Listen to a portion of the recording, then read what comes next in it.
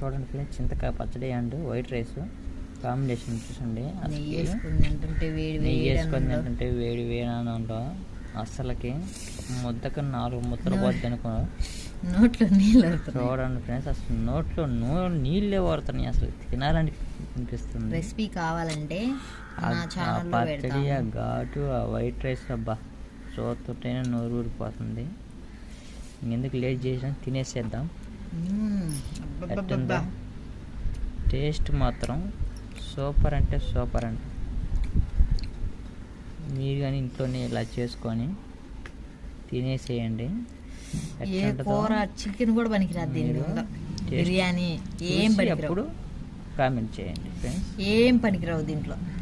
Chicken biryani కూడా పనికిరావు. Combination అంటే ఇలా ఉండాలి ఎప్పుడైనా ఫ్రెండ్స్. లైక్ చేయండి, షేర్ చేయండి, సబ్స్క్రైబ్ చేసుకోండి ఫ్రెండ్స్. సూపర్.